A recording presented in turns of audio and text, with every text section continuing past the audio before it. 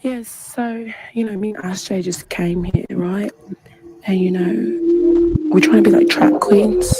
And so Young Dolph is here with Slim K and the Chop Stars. We can chop you up and save your life at the same time. 16 zips, chopped, not flopped. Another Slim K slowdown.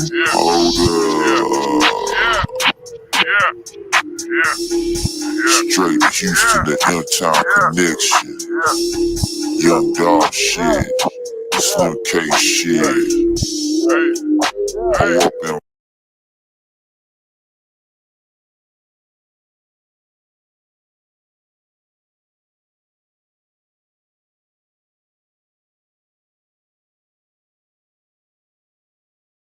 Dolph is here with Slim K and the Chop Stars. We can chop you up and save your life at the same time. 16 zips, chopped, not flopped. Another Slim K slowdown.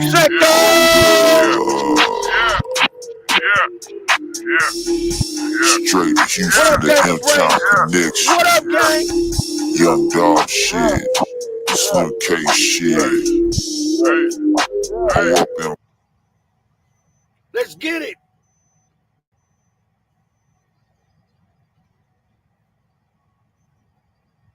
Y'all hit that like button. Sub up, everybody. We about to take y'all on a ride like we always do.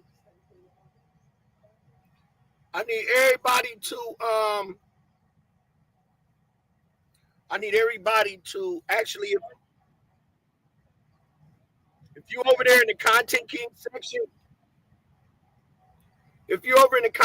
section, everybody right now, please come to the We Beat You channel. We recommend that you do that because we stream from here, so I can't actually see your comments unless you on We Beat You channel. So salute to all the kings and queens. Long live Dolph. This is where we're doing our streaming from now on. So I'm just letting everybody know, if you're over there in the Content King sector, come on over here to the Young Dolph sector. We Beat You channel. It's the reason why we did that, gang. Y'all get in here. What up, Damon Brains? Please sub up. Hit the like button if you're new. Thank you guys for coming in. Happy Sunday to everybody. Everybody have went to church. Shouts out to y'all too. It's always good to keep God in your life and always praying for somebody, because somebody always praying for you. What up, Dr. E? What's up, gang? Hey, what's cracking? Just chilling, man. It's having a Sunday like you just mentioned. Speaking to my son, my stepson, is making sure he's on point with his new change in life. You know what I mean? So right. We all good, and like you said, you keeping God in your life is very important. We kind of talked about some of them things as well, But just chopping it up and kicking back, glad to be off the road. You know what I'm saying? Taking a little break off. Just sometimes you need time to yourself, just to get away and just to sit back and enjoy yourself a pizza or something. And that's what it's about. Little small things mean a lot. Yep, they say treat yourself, don't cheat yourself. I said, damn, get here. Yeah, that part. Treat yourself, don't cheat yourself. Peace of mind. Don't cheat yourself. Yeah, give yourself peace of mind. Oh yes, peace of mind. Ain't nothing better than a peace of mind, y'all. Mm-hmm. You can't spend your time running and chasing and moving and grooving all the time, because you can put yourself in a bad situation. That's kind of like what happened with Adolph Thornton. Moving and grooving and jabbing. Sometimes you just gotta let the peace be still. And once you get into those type of, get that high in the industry, it's time to take a break and have people working for you. You know what I'm saying? When do you say enough is enough, gang? When do we say enough is enough? Some people are just workaholics. You know what I'm saying? And when is enough is enough?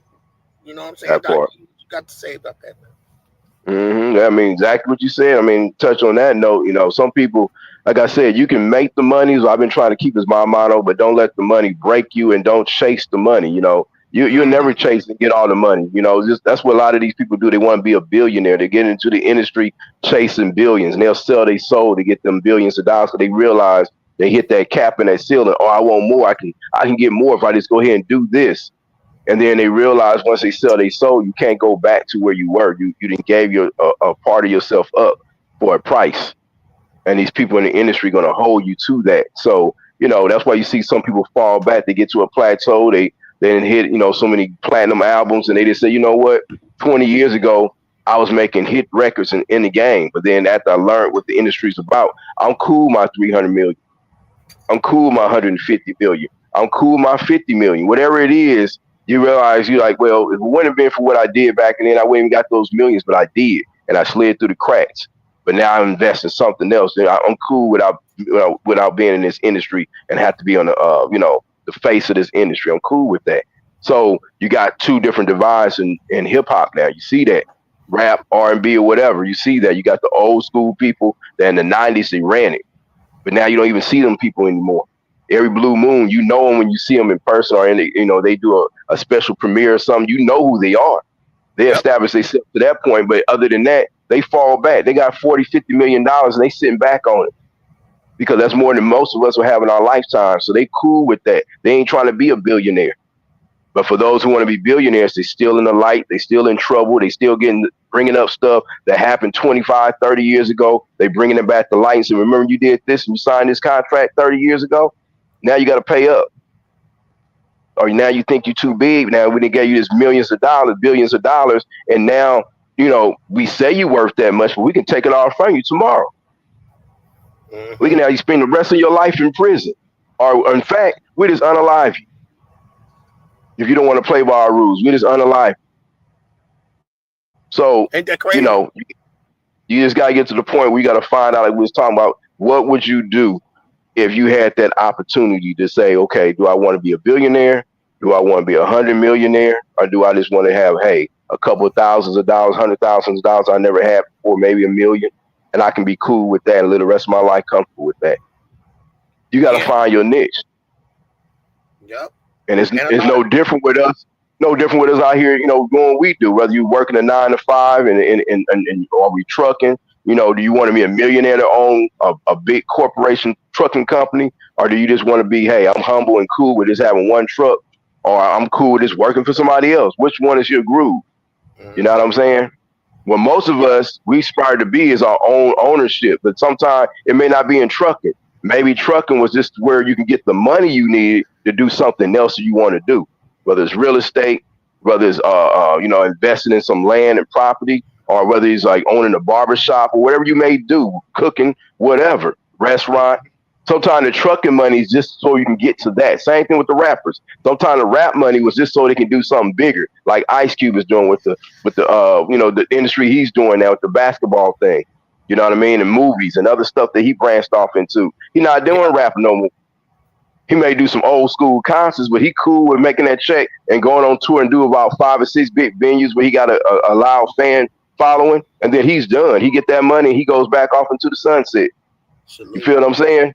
Mm-hmm. That's where you got to be able to get to in all our life. Get to that point in your life where you get there. Just be humble and humble yourself on some of the little things, man. You ain't got to chase that money because that money is going to never stop going. It's going to keep going. It's going to keep going. It's going to keep going. They print money every day, and you can't get all of it. But when you chase that industry like that, you get caught up in all this bullshit. You know what I'm saying? And so, that's kind of what I was kind of talking to my stepson about. Don't worry about just make your money, man. It's going to the point where you can make you some good money, be comfortable. Don't have to be on top and be the biggest out there. Just try to do comfortable enough to have yourself a place and a peace of mind, like we just talking about. That's all you gotta have. Yep. All you gotta have. I said, damn. We got 5 in the building. If you are in the Content King sector, chat. Yeah. If you in the Content Kings channel, come over to the We Beat You channel. This is where we mainly stream. So if you had comments, we'll be able to see them over here. We can't see your comments over there, but we are streaming through that channel. So we just getting everybody used to it. So that's why we still streaming. We just want to thank everybody for coming back. Everybody that's been, finding us, looking. Well, now you know where the fuck we at. Right here in the Dolph sector. Yeah, get in here. Now, somebody, like Dr. E said, man, all money ain't good money. All money ain't good money.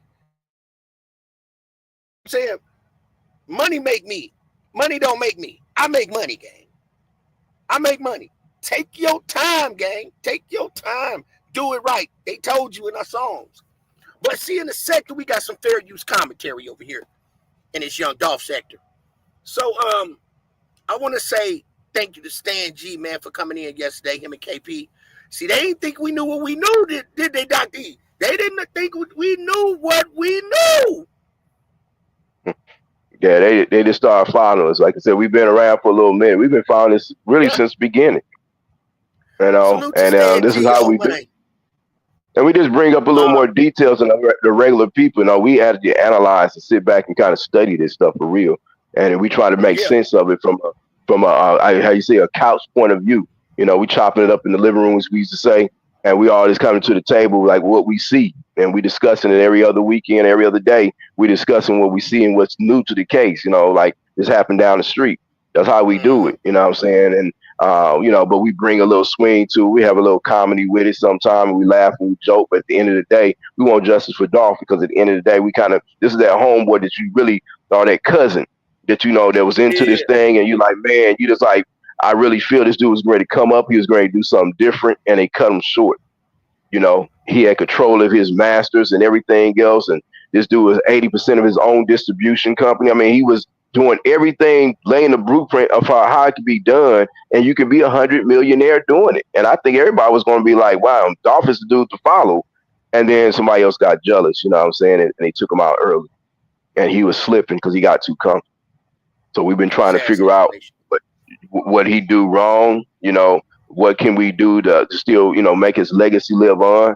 And at the same time, maybe that right there will be the foundation, the blueprint for the next dude to take that step past Dolph, past the Nipsey Hussle. We got two dudes that's really down hood. They, you know, everything that the rappers say they are, these two dudes were that. One of the most popular guys at first, but became more popular than all the guys in the streets, than the people that's out there with the platforms. It was right neck and neck, and surpassed them, really. And they had more control about what they want to do and how they want to do it.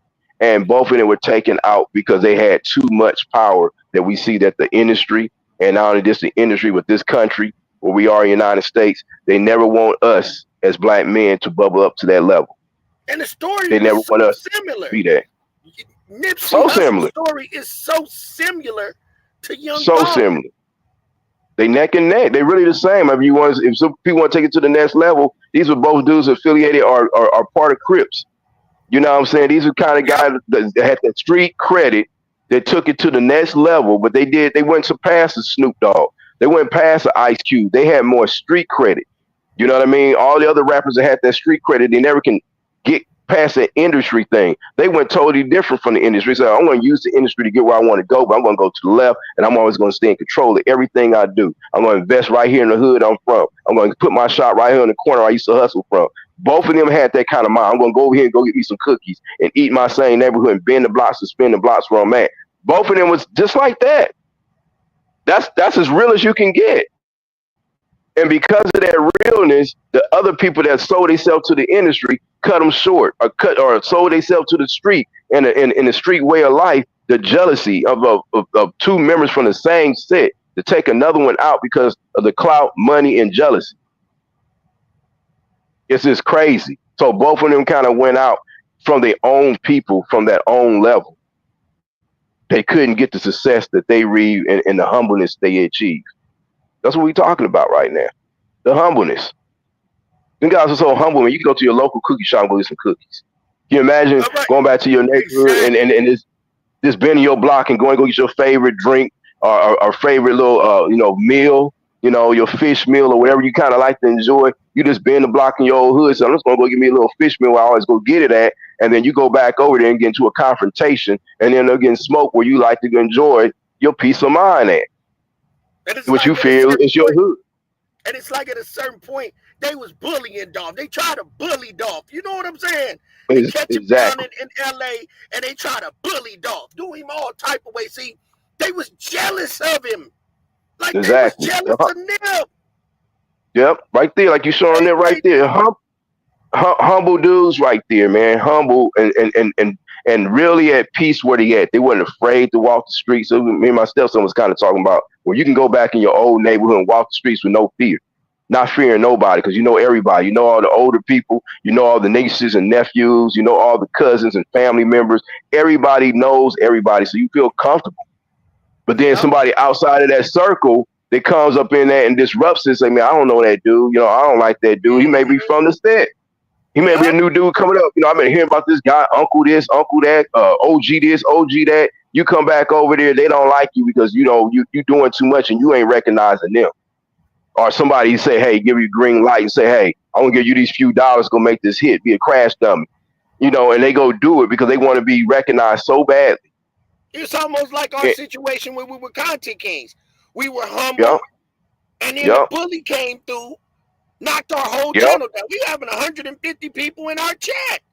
Now we got 5, but we appreciate what we got. We know we can get right back there. Salute to Stan G for coming through, making his premiere. We went up in numbers yesterday. We had 15 in this chat yesterday. That was the highest we had. But we've been here before. But see, we got like you said, try to bully, but we the ones with the real truth, the real message. And we seen this dude like a brother. That's what we talking about. We seen him as a big brother, you know. But I was kind of that brother. I said you got 2 brothers, you know, and you pretty much, you know, invited us both into the living room, like we're talking about. And I'm like, you know, hey, you know, bro, cool and everything, but I'm like, you know, he ain't your real brother like I am. I'm a little closer with you. You very much. You know what I'm saying? And I was like, you know, this dude right here, he a little sideways, man. Sometimes he a little over the top, but we allowed him to have his space and to be who he was. You know, even to come on our channel, and sometimes we visited his and so on. But we got to a certain point where he started bumping his and clashing his, and we trying to tell him how we was trying to do things. He wanted to make us do it the way he wanted to, and out of all due respect, we were gonna grow bigger than he was, and our story and our power and our chemistry was different. He didn't like it. He didn't like it because it was different. It was different from what he was used to, and he had no control over it. So then he wanted to come in and control our channel, how we speak and how we move and how we do things. And we was like, nah, we're not changing our format for nobody. We're going to keep it right here and keep it G, you know? And he couldn't take that. And so he started lashing out. And if you start lashing out. That part. And if you genuine and you have something unique about you, then it shouldn't matter. See, this is the shit these people doing on this internet, right? They worried about somebody taking they goddamn it subscribers, whatever they call it. Nobody, boy, we genuine. We don't care. We share together. We do this shit because we got our own talent. But some of these people ain't natural, authentic like we are. So they fear that shit, gang. They fear that power. We can't help it. We ain't trying to harm nobody. And the way we are, like I said, we bring the bread to the table and we break bread with everybody. You know what I'm saying? We weren't even big on bread itself. We was like, man, we don't even care about the money. We do this for fun.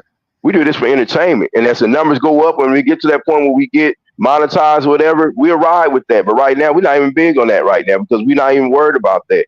We make money on our regular jobs from 9 to 5. We make money outside of this YouTube thing. So we humble enough with that, but we like doing this and we just want to see where it goes. And if we go to the point we start getting monetized and we become big content creators and bigger than what we are, great. But we don't get there in 5 years, we cool with that. You know, and some people can't understand that humbleness. You know, some people don't understand that. That's humble. They don't. They don't. You know what I'm saying? They gotta get overnight. They'll crash out overnight. They'll take anybody out. They get there, they'll step on you, they'll disrespect you, they'll curse out your mama, they'll curse out your daddy. They don't give a damn. They'll do anything. They're cutthroat. And that's what we talking about, how the industry people are. The ones that fall back and say, man, I'll be cool. I remember we was talking about the other day, me, you, and Mrs. Liz was talking about, you know, what would you do if you had the opportunity, somebody said that can put you on and put you on a big platform, whatever. And I'm already cool and got my hood success already. I'm doing the clubs. I'm doing a few car shows and I'm selling out the trunk and I got a little merchandise shop or whatever case may be that I'm working on getting. If I'm right there with that, I'm cool with that.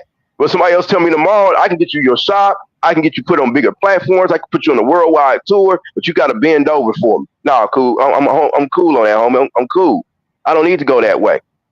I just keep doing the way I'm doing it because I have more control over that. I ain't gonna be able to control once I sign with you and you put me on 20 country tour and 20 state tour. I'm gonna be under your obligations to do what you want me to do. I don't like having nobody having that kind of control over me. Same thing. What we doing now for is just driving trucks. It's the same thing. It's kind of like somebody said, "Well, I want you to work for me. Well, I want you to do this, do that, go here, go there, go whatever." And then you get to that point in your life, you go, "Hold up, I got good credit. I can go down to the dealership, buy my own thing, get my own authority, or run under somebody else's authority. But I can pull back and say, I'm only going to do these particular loads if I work with you, like a partner. You're not going to tell me when I got to get up and when I got to move. You know what I'm saying? You got to be able to have that kind of peace of mind. You feel me?" Yep. Let me read this comment, Dr. E. Years ago, someone stepped to me wanting to fight because they heard that I was a goody two-shoe. I said, damn. You see what I'm saying? Want to fight you because you good. Want to fight you because you good. Oh, you're a goody two-shoes. So I want to fight you because you too good. That sounds stupid. You know what I'm saying? That sounds stupid. But people like that. They hate when you show love. They hate when you show love. And that's true. You can't change it. The same you can't change. Can't change it. That today, the people that you love the most, the people that you chase the most, will be the people that hurt you. The people that you chase the most, they be the people that hurt you, and you still chase them. The people that you keep giving chance after chance. Y'all see all the chances. The big Moochie Grape crashed the car. Dolph keep taking losses, and he stays showing love to PRE. When goddamn it, when Key Glock was out there busting his windows to his car, that was so disrespectful. Man, that's crazy, wasn't it? Busting his windows with a bat. That was so disrespectful. But you would have never touched the car like that, been around the car like that, if it wasn't for Dolph. And he had to feel comfortable even do that. He was out there filming that. That's why at first I thought it may have been staged. Like, okay, is this a stage kind of madness?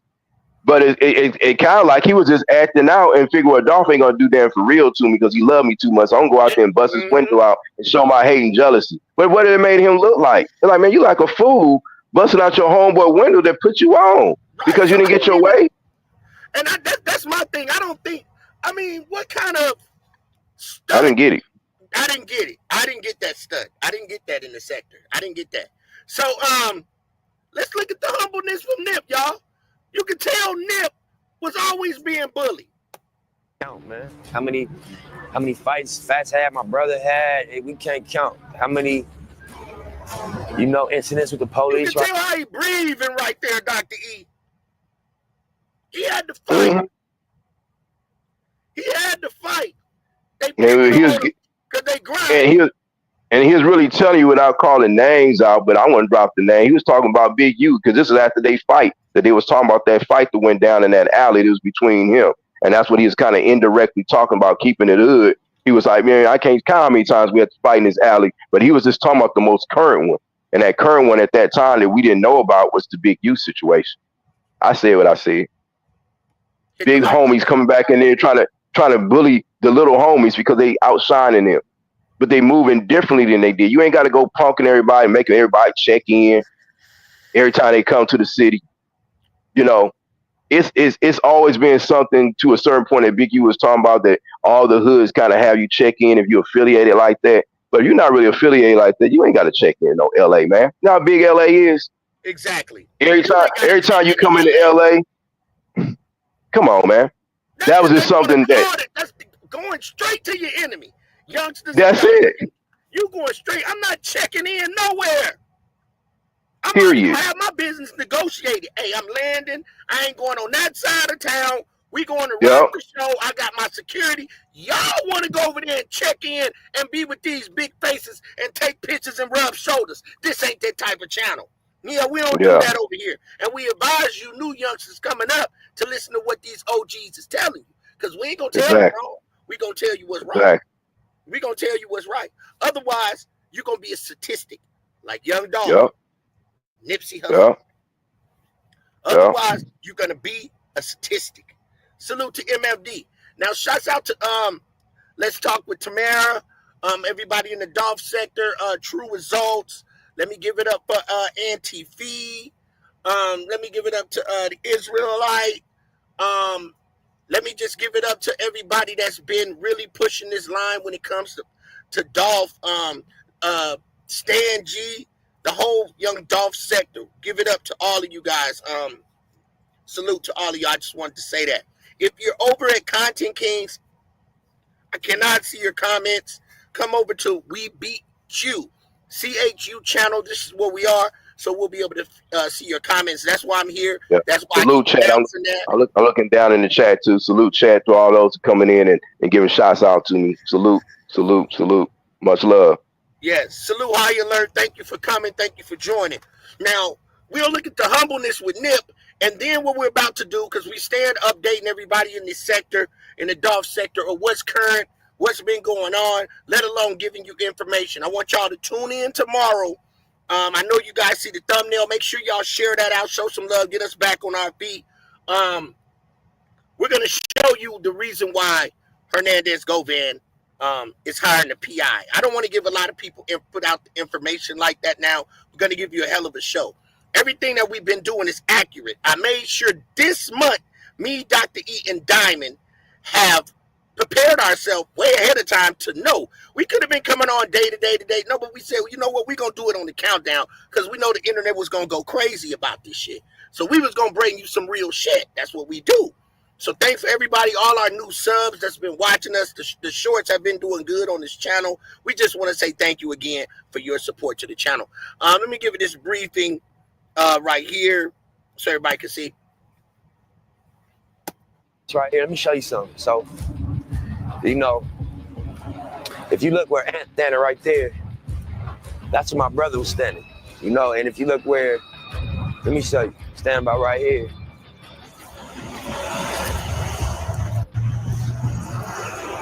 You know, this is where the police was busting from. And police is trained shooters. Police don't miss. And, you know, he busting like this in a full clip. And he didn't hit my brother at all. Same body structure, same demeanor, same type energy. Yep. Long live Stay back, long back. Humble dudes, man. I mean, myself too. Lose their life. Millionaires out here losing their life to the streets. Out here losing their life to the streets, to haters. When we gonna stop it, black people? When we gonna stop it? Yeah, that part. It's so different. It's going on for years. We didn't charge y'all the pipelines, all about that. Now let me go ahead and do this next thing, everybody. I know everybody Dr. let you know about this, but Stan G has released conversations that he had with Hernandez Govan. And he released the last one today. I'm going to go over the last one. The audio on the first ones, they were kind of unclear, but we know what he was going to with it. There was a certain part of the interview which stood out, and I'm going to just hit that primarily, and I wanted to get your opinion on that before I play this video. Basically, Hernandez Govan, I wanted to pitch this your way, Dr. E, said that he had been recording him and Stan G's conversation. I wanted to get your little input on that. What do you feel about him recording the conversation? What about him and Hernandez Govan recording a conversation? Did he know that he was doing it? Stan G's conversation. No, he told Stan G on the phone. He said, "Hey man, while you talking, I have been recording our conversations that we had." Okay, that's what Stan G told him. Can you hear me? Yeah, you kind of breaking up a little. That's what Hernandez Govan told Stan G.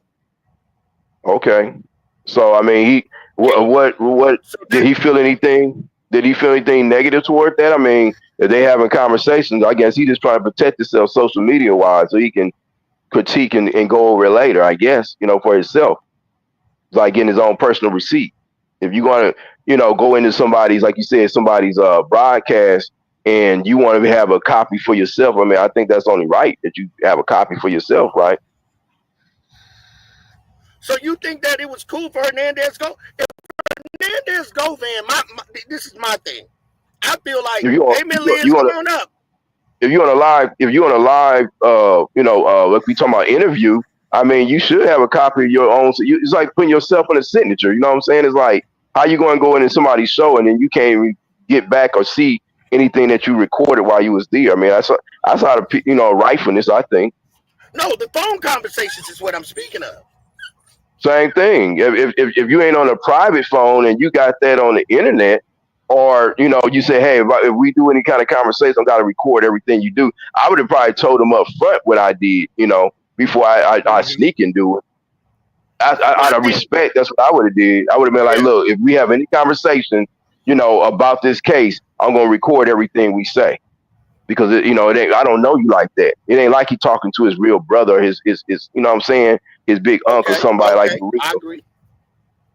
I agree. Now I was thinking. Now, if Hernandez Govan is a phone recorder, he want to record phone conversations, then ain't no telling what kind of conversations that he recorded when he was with Big Chuck, or if he has recorded conversations with Yo Gotti. True. That's what we don't know. That's what we need to think of. That's what we're thinking about this PI. It was a reason why Hernandez Govan, and I'm not telling you guys, I don't care how much you try to pressure me in the chat, I'm just going to show you why Hernandez Govan wants to get a PI. Mm. It's definitely a reason. Let me ask a lawyer herself. Miss Liz, what do you think? This your opinion. We're going to show them tomorrow. What do you think the reason why Hernandez Govan is getting a PI? AYG gang gang. Hey, Miss Liz. Hello. Maybe he wants a PI to clear his name, possibly. I don't know why he would waste his time. Yeah, it makes sense. You going in and out. Fix your audio, Miss Liz. I don't know why he would hire a PI. It makes no sense. Who's paying for the PI? Apparently is. He said he was sitting up with Hernandez Govan said he was sitting up with his feet up with an 85-inch TV. That's what he said on his phone with Stan G. Can I ask you a question? Go ahead.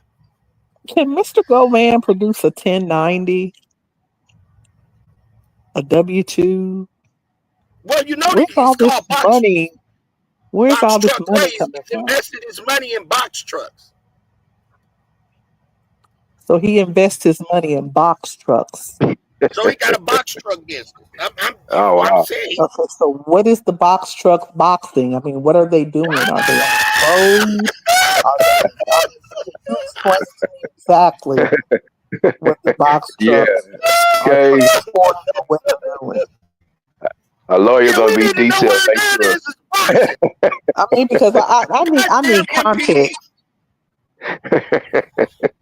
Because them motherfucking MPD police department, I said that there was some crooked motherfuckers down there, and the police is dirty.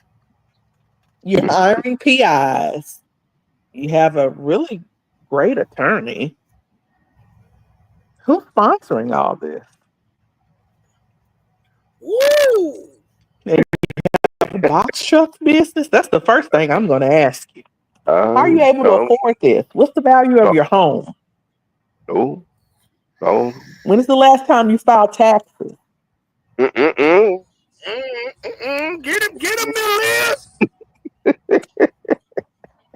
Get him, Miss Liz. You see, if Liz was in the court, it'd be a whole different kind of situation going on in that courtroom right there. That seat would be on fire. It'd be hot up in there, boy. I'm telling you. I just ask questions. I just ask questions, Dr. E. I just ask questions. He had to have a tall glass of ice water. Pertinent questions. That's all I do. Let's see what Stan G did on the phone, y'all. Let's go. People, how we gonna move? How we gonna move on these folks? Yeah. If I'm gonna have about a good 10, 15 bloggers that I'm just running with right now, that I'm just messing with right now. Yeah, I see the game. You know what I'm talking about? You got to plan to the end. If you ain't planning to the end, what you doing? What you doing?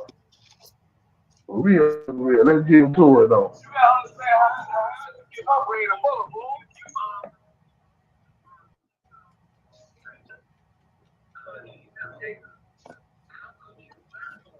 Okay, yeah, that's cool. Real, man. And at the same time, bro, I don't know what's going on with all the bumps that you on your face. Oh my, I'm the biggest nigga. I done popped out now. Everything coming back, anything gonna be what it's gonna be. It is what it is. You know what I'm saying? Damn, my nigga, hold on, bro. You damn, I go where you a comedian, man, my G? Damn, bro. Hey, damn, you just be real, bro. You mad at me, bro? You mad, bro? I'm just trying to do what it is. And the street telling me something.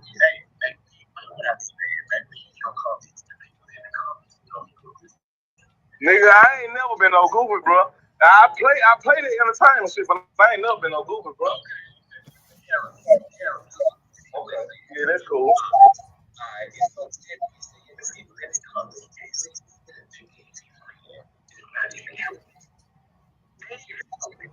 But nah, that's you in the comments. Just keep it real. You in the comments, nigga.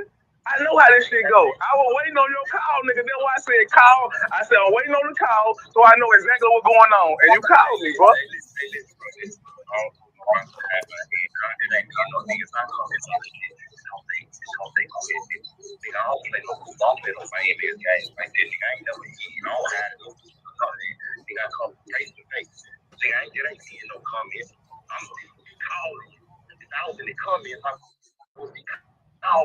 Exactly.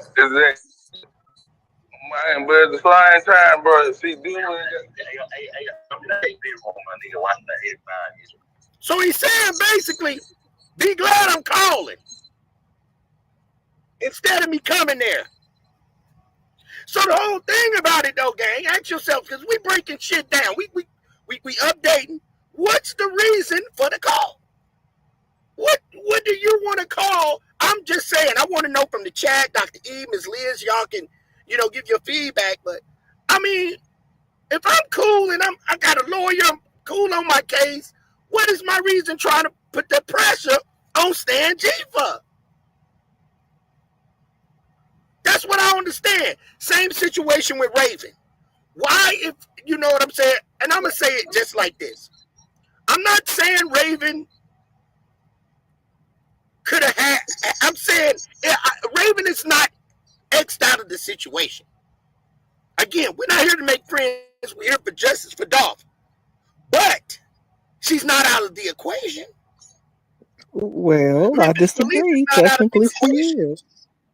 Technically, she is, C-Dove. The police X'd her out of the situation. So technically, she is. Far as we know, until Hernandez Govan, I don't want to give up my tea now. Come up with this PI. And I'm going to show you what the PI can do. I ain't going to show y'all all that right now. I can show it, but I ain't going to show it. But yes. But here's the thing. Why call around on the internet and you hot? Why are you calling bloggers? I wouldn't give a damn about no blogger if I'm straight.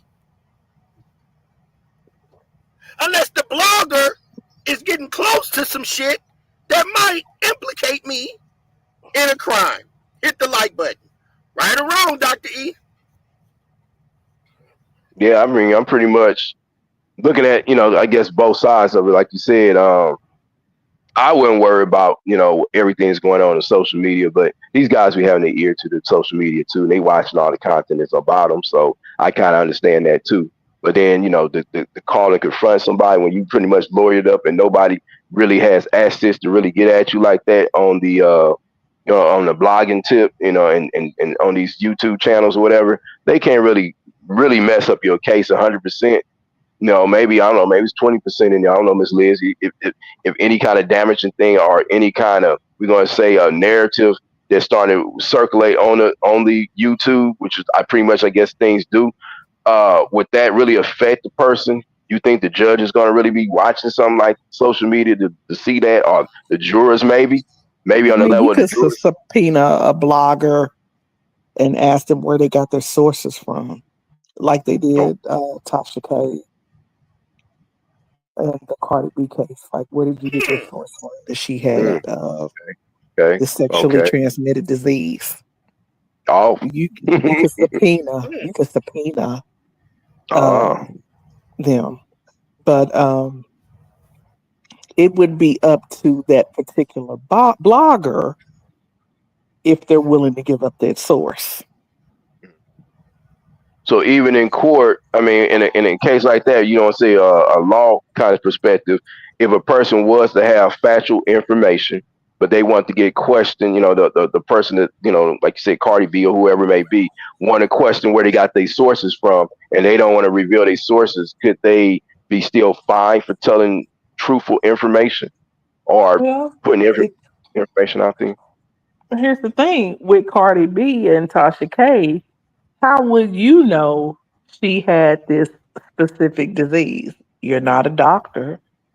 Mm-hmm. That was solely hearsay. So in this case, it's the unaliving. So yeah, you're going to have to give up that source. You're going to have to.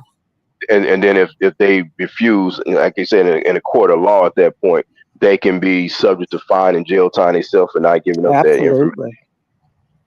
Oh, wow. Absolutely. It's unaliving. Okay. Y'all see how we do? Also, Y'all see how we do? It's so mellow. We watch shows, man. We give it to you raw. It's so smooth. Young Dolph Center, we the kings of this shit. Let's go. That's why I also believe it should have been a change of venue, because Memphis is very corrupt. It's kind of like Cheers. You remember the show Cheers? The bar, everybody knows your fucking name. Everybody knows your name. And rock the show, Miss Liz. Come on now. Come on. So you're putting the judge in a position, and you're putting the jury in a hell of a position. So, like I said, you gotta basically have it set up where you're gonna have to box Hernandez Govan in. He can't get out. No way. There's no way he can get out. He's definitely gonna have to be boxed in. How would you box him in? Now we talking. Y'all getting it raw right here. How do you box him in, Miss Liz? You gotta have a text message. You're gonna have to have a phone call. You're gonna have to have some solid factual evidence. Now you think that's why he actually was recording himself? That's why it's kind of telling C-Dub that he may have been recording himself to actually cover himself, where he can go over that with his attorneys and make sure that he ain't saying nothing that's too out there and paint a different kind of negative, narrative out there. Yeah, no. Yeah, no. It has to be some text messages, like she said. Where's the text messages? But what was the guy's name? What was Cornelius? Cornelius and the other guy. What was his name? Straight drop. Were there any type of conversations prior to this? Was like, okay, is it on? Well, it was a phone call before and after the unaliving. Okay, so why did you call him after doing this? What was the purpose of you calling him? Him being a mastermind. We know that, but that's going to be something hard to prove. That's going to be something hard to prove. We got to go deeper than that. Now, when the pressure hits Hernandez Govan, yeah, I ain't going to tell you what the PI comes. I ain't going to tell you. I'm going to just show you guys tomorrow. I'm going to say that for the live. But it's a reason why he has a PI. But it's a reason. Let me ask you about this, Miss Lee. Got $50,000 to represent you. Did he not? I don't know exactly how much you get. I don't know. I can't say. All right. And you knew that, just we're all clear here, that money came from CMG, right? Let me go back. Got $50,000 to represent you. Did he not? I don't know exactly how much you get. I don't know. I can't say. All right. And you knew that, just we're all clear here, that money came from CMG, right? Yeah, I don't know exactly who, but yeah. All right. So let me ask you that question, Miss Liz. Mm-hmm. That money come exactly from CMG. What's up, Sam's Oz TV? Everything is self-explanatory, right? So with you being an attorney, a lawyer, you know the game. So what's the next move? So now everybody ask yourself this, everybody. Check this out. Everybody ask yourself this. If Straight Drop's attorney, Ms. Liz, is saying at this point the money came from CMG, wouldn't his client would not want to throw, since he done the dirt for CMG, since we know he did the dirt for CMG, why would he allow his lawyer to say the money came from CMG? Alabama in the building. I just left there. God, that's a different type of heat. Yes, it is. I was in Huntsville. I'll be in Huntsville. I was in Montgomery. I think I saw somebody that looked like you. I thought it was somebody. I don't know if that was. Maybe it was one of your relatives, C-Dub. I don't know. Yeah, that's my people. Lowndes County and Montgomery. That's where my people at. So if you see another Dr. E floating around, it's probably Maybe it was you. I don't know who it was, but it was somebody. I don't know. and that can even be light skinned in my family. They got the same features and they light skinned and probably my people, because on my father's side, that's what they are. I got albinos in my family. So yeah. now, I'm just saying, y'all, don't get the skin color food, y'all. I got cousins all complexions. And I forgot to give a big shout out to Justice for Dolph. Shout out to Montgomery. Diligence. And I also want to give a shout out to Lowndes County. Young Dolph Unsolved. 256. Alabama, that's what's up. Alabama in the house. Area code right now on my phone. 256. So let me see this, man. Alabama State HBCUs. Okay. Yeah. So my question is, Miss Liz, I asked you if now everybody, Miss Liz is a skilled attorney. See, we do it like that over here. I'm an entertainer. I'm entertainment and contractual attorney, not a criminal attorney. So but I do dabble in hood shit. So just so y'all know, she dabble in hood shit, but she's entertainment. So entertainment law, and okay. Mm-hmm. And for those that's new, she's been rocking with us on this Dolph case for a while. So let me ask you, Miss Liz. Hold on, one more disclaimer real quick, and that go for me too, Dr. E. The doctor is a nickname and not a degree attached behind it, just so y'all don't know for the new people coming on the channel. We'll talk about that later. I know that's nigga. I'll talk about that a little bit later. Oh, you said why would he mention CMG? Pay for his legal counsel? Right, that's what I'm saying. If that's a catchy part that people need to think about. See, I asked the question that nobody really asks. Maybe some people thought about it because he know Straight Drop is his attorney is representing him, right? Mm-hmm. But his attorney comes out and says, "So that money comes from CMG. So at that point, wouldn't it seem like Straight Drop is throwing CMG under the bus now? Which he said he was going to keep it silent, he wasn't going to tell. But why did his lawyer even make that attempt to say that? What do you think about that? I think he was trying to paint the picture of who was maybe the mastermind or the bank of the plot. Possibly. Did a terrible job. But I think that's what he was trying to do. Do you think that he could have did a better job? I mean, you got one person already telling everything that went on. I think he did the best that he could with that type of situation. What do you guys think? When you're in those trials, you have to, why would somebody want this man alive? How I would have approached it was, here's this multimillionaire from Memphis coming home to do a turkey drive. And he's gunned down in his hometown, a philanthropist, giving back to the community. Gunned down in his hometown, a victim of violence, a victim of jealousy. Why? Giving back to the needy in the community. And this is how he's paid back. You have to go to the heart of the jurors.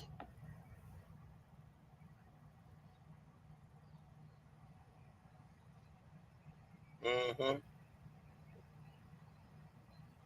Then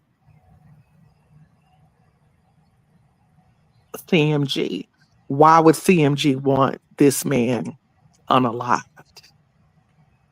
Then you have to lay it all out on the line, the reasons why. Why would Hernandez Govan want him unalived? But you have to have rock solid proof. And if you don't have rock solid proof, without a reasonable doubt, in order to convict. MEC.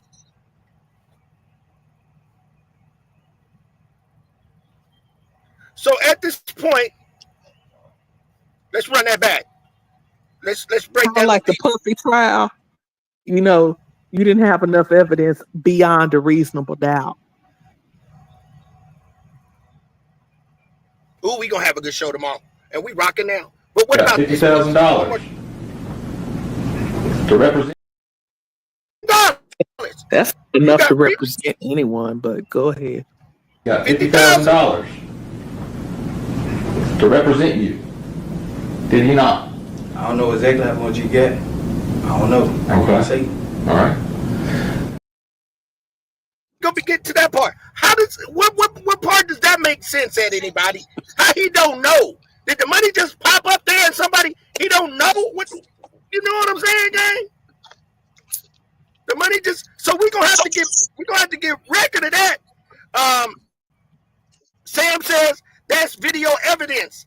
Them outfits hard to defend. Absolutely. Mm-hmm. So can't say that he's lying. He has no reason to lie. He's telling you the money comes from CMG. Now everybody's saying this RICO may not come.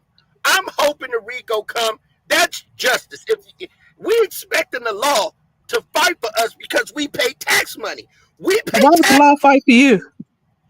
Huh? Why would the law gonna fight for you? You expecting the law to fight for you and Dolph? That's not how it works, I'm expecting the law to do their job to the fullest and not let people in the stove to get the damn phone. To do their job and do their job the right way. We all know that people from the streets know CMG had something to do with the unaliving of Adolph Thornton. You have to have enough evidence beyond a reasonable doubt. You don't have Hernandez Govan at the scene of the crime. You don't have him at the car. You don't have him pulling the trigger. What other evidence do you have? Just We the got shooters tampering with evidence. and the two shooters. We do got some tampering with evidence going around. We do know CMG had Miss Liz. I know you have to. Dr. E, do you think CMG got something to do with this? Put a one in the chat if you think Yo Gotti and CMG had something to do with this case. I mean, just like she said, you got to prove all this stuff. But I think based on what we've been kind of following, based on how we've been kind of following this, I think they definitely tied to it. I mean, the shooters kind of admitted and almost kind of gave them up when they didn't get paid when they're supposed to get paid. And that's how Cobain got pulled up in this whole thing, right? They put him out there. So the Master Key piece, though, is unalive, though, which been a bit juked because at the end of the day, he was going to have to tell the truth or come out with it because just that little video that we've been showing in our little clip and studying and researching when he said, hey, y'all need some money, y'all need this, me and bruh. When he said that word right there, me and bruh, he pretty much made CMG guilty. Guilty. Or at least, you want to say the direct name, not the whole record label. You want to say directly, Yo Gotti, he made him guilty when he said bruh, because that's what he was speaking of in that conversation, saying that. He said, me and bruh. When he said me and bro, that's not his homeboy down the street. That's not whatever. I mean, we can say, I guess, attach alleged to it, but that alleged is hitting hard with him and his bro who have direct money, and he was a CEO or whatever to that record label. That's what he was talking about. He was talking about his brother, Yo Gotti. And that made him guilty at that point of connecting that little piece. That little piece right there was more than anything we ever really needed to implicate him. Like you said, almost beyond a shadow of a doubt. That's who he was talking about with bruh. And when that bruh came out right there, it's like if we studied and analyzed the way we just did, it's like, yeah, that's a good reason. I say that 100% made him guilty, but it definitely made him more than 50%. Like a 60-40 shot at that point. You got enough evidence to get Big Jook, but he gone. Yep, that's what I'm saying. So Big Jook after that? Well, it's just now we got to focus on Gotti. That's why maybe this whole relationship, then they talking about him and his girl Angela. That's why they kind of sit things off. It's like, look, I may be going down for a little minute. I don't know, maybe a couple years. So I don't know what may happen. We don't know what they said, but I'm just kind of allegedly thinking this is what they probably talked about. Like, hey, if I do come up, because, I'm pretty sure they pillow talking, he may have told her some truths because, a woman, if you really in love with her, you're probably going to tell her a lot of things you ain't going to tell everybody else. So I'm just going to say that maybe him and Angela got to that point of talking about where is their relationship going to go at this point. And he made it brought up, hey, I got some things in the past that I got to handle before I can go on with life that way. And this stuff is still following me, whether it's true or not. He may not admit it, the truth that he had anything to do with it. Maybe he did. I don't think he did, but I think he probably telling her off the honesty tip that he probably told her, I got a lot of stuff I got to clear up before I can move on with life. And, we may have to just sit this off right now because it's bigger than me. I think he may have had that talk. This coming from a relationship point of view. I think he may have told her something like that. And she made it figure it out. Yeah, he is a street dude. So it's kind of like you put 2 and 2 together. He's tied and affiliated with the streets. The same thing like, Nipsey was with Laura London. He probably told her a lot of things. Hey, I'm a 60. I'm involved in a lot of stuff that happened in the street. So when you get with me, you're getting a real authentic street dude. So I got a lot of stuff going on. But you see what that led up to. So at the end of the day, Laura London knows she signed on to, when you sign on to these gangsters and these thugs and stuff like that in the hood, you kind of attach yourself to that element that they really have a real street life, especially when you want an authentic, real street guy. So Gotti supposed to be that real authentic street guy in the streets of Memphis. So if that's the case, well, you got to attach yourself to that kind of lifestyle that he had before you. He ran the streets. He was in the streets. He's a stray dog to a certain point that you're trying to bring in and rescue and save to a certain point, make him a whole man. But at the end of the day, he was half a man because he was out there in the streets doing what he was doing, trying to survive. That's power. I said, damn. We got too much power. That's just where I put it together. I think you need to go buy you a vest. I'm about to go get me a vest too. Bulletproof vest in this motherfucker. I won't be riding this pulling up to Memphis, you know what I'm saying? And even if I went back to my own hood, I always, to this day, I put it on everything. I still dress neutral when I go back to South Central and Compton. Probably would have been alive if he had his vest on. Yeah, you gotta have common sense when you go back to the hood. I would wear a vest, and I ain't even a street person. You wear a vest? have a shirt button all the way up to the top, have a thing on. I leave Memphis when I go home. I'm leaving Memphis at 6 o'clock. Got a hoodie in the summertime. They're like, hey, what's going on? What's we this in and guy? out, and I'm driving a Buick, Dr. E. I'm pushing a Buick. Don't nobody know where he at, Sam. Allegedly, he done vanished. Allegedly, the insurance man done vanished. A Buick. Like, if I'm going up to that cookie shop, hold on, Miss Liz be putting on her boots, putting on her hoodie, you know what I'm saying, strapping her like, it's hot as hell out, so what you doing? I'm just going to turn the air on real hot till we get these damn cookies, then we back out. I'm straight. I'm going to wear my hoodie and sunglasses when I walk up in there. And she going like a real entertainer. You know what I'm saying? She dressing down. I'm dressing down. Wife beater. Jogging pants. Like, nobody want to holler at you, talk to you. And I'm pushing a Buick. Right. Pull up. You gotta go low down through Memphis, boy. Them boys, I said that. Buick backfiring. You got the doors with the paint stuff mentioned on the side, and they come with no rim, all stock. I feel Miss Lynn. You got 257,000 miles on it. I'm pushing it from Mississippi all the way down to Memphis.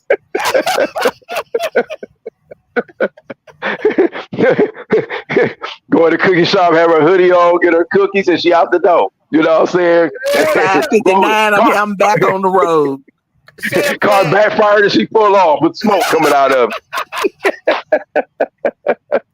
Wait, let me read the comment, Doggy.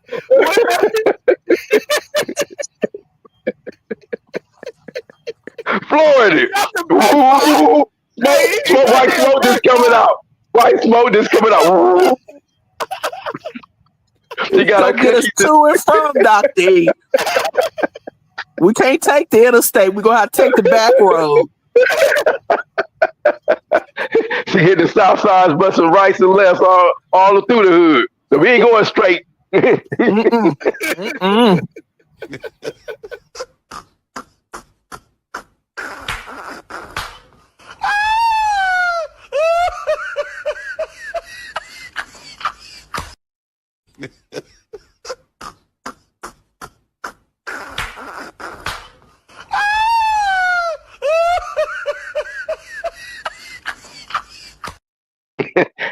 That's real talk right there. Right. It costs so damn old. To keep from crying, man. Gotta laugh from keep from crying, gang. You gotta open the door. You gotta put your hands outside the door to open the door. It got an Alpine, and I think it's got a woofer and a tweeter in it, Just sitting in the window. It's not even actually hooked up. This is Johnny Taylor going to Memphis. Y'all some raggedy motherfuckers. It's raggedy. That's keeping it hood right there. That's what we say. Yes, People always keeping it hood. That's keeping it hood. I love it. Yes. Go ahead, Rocket Toasty. Though we see we go left on something. Yeah. You know what is it? Don't know. That's what we're here for, Dr. So that's what we do. Let me get to this. Now let me say this, Miss Liz. Let me. Now this what killed me when she say ain't no 2 and 3. Ain't no 2 and 3. Look. Then you got 2 and 3. Ain't no 2 and 3.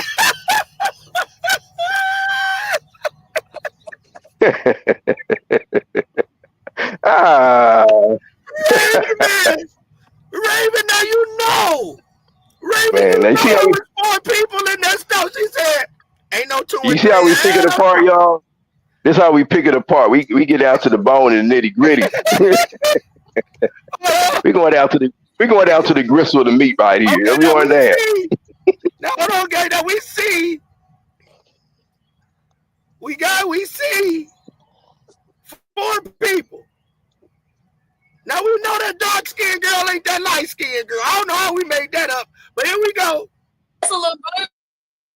I can't answer that. I just know all I can tell you is that it was 3 people in this store. It was now I see the dude on the left here, which would be my cousin, who was also the manager. Now that I do know. That's one. The girl at the register, which was somebody that I hired. Yeah, I think she been worried about. So if you seen this crime scene, now see this the part. I got her again. Dr. E. Miss Liz. Now here's the thing. If she just said one person, the boy on the far left is her cousin. And the girl at the counter is somebody she hired, right? 2, yeah. I was waiting for the other 2 numbers, but yeah, she said it wasn't 4, but we counted 4, right? 3 inside the store, and then the one is outside, which would have been a 4th person that had to be in the back of the store. So that total of 4 people. That's how we came up with the 4. But she's saying it wasn't 4. She said it was only 3, right? So that's when we like, nah, it's with 1 person. You know, see, you forgot one. You know. Right. So here's the thing. You say that the girl at the counter you hired.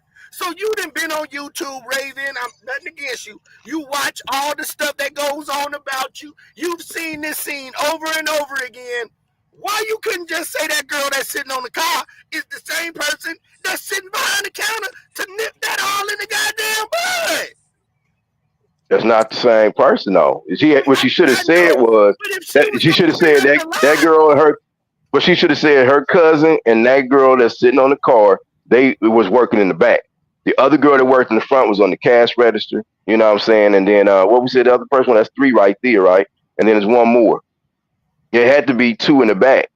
The guy and her cousin and that girl had to be in the back, which only made the girl at the counter the number 3 person. So that's 3 people. So when we count them outside, we seen what was we ended up coming with the number 4 or 3. Which one was it? See which one was it? 3 or 4? It's 4 people. Okay, we counting them, right? The girl at the counter is number 1. The girl in the back that's sitting on the car, that she had to be in the back, that would count as number 2 person that we don't see. And her cousin, but she says a manager, that would be 3 people. So that's where's the 4th person? On the far left, that's the guy. And then the girl with the goddamn chef hat on. That's 4. The chef, which one? The girl the chef hat was on the front, right? No, look over on the far right of the picture. She's chubby with an all black shirt on. Oh, we have to zoom it up again. Yeah, I see what you're talking about to the far right. But was she on the side of this? Was she on inside the store? Was she an employee? Yeah, and right. Well, that would make 4 people, but that's what I'm saying. What was she, so where was she at? I mean, 3 people was in back of the store. No. So in other words, what Raven didn't do, just like we talking about now, Raven didn't clarify each single person, meaning that okay, we got the girl at the cash register, the whole world know about her.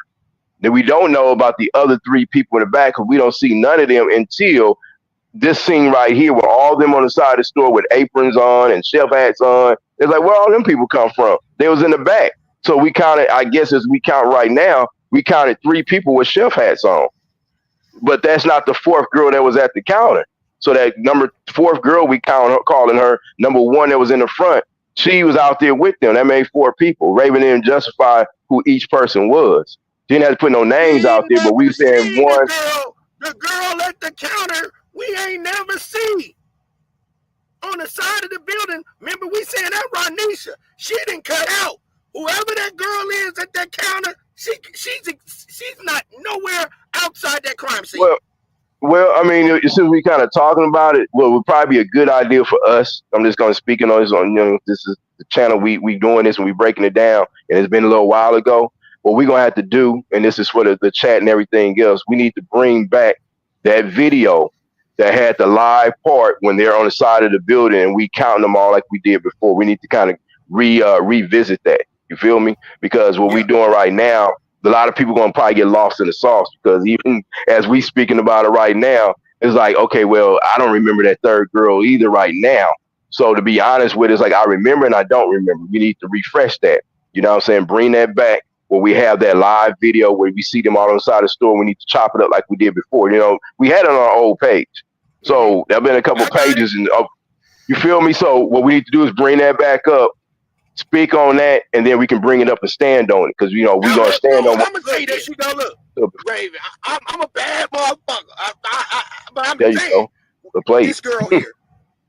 Bring it up.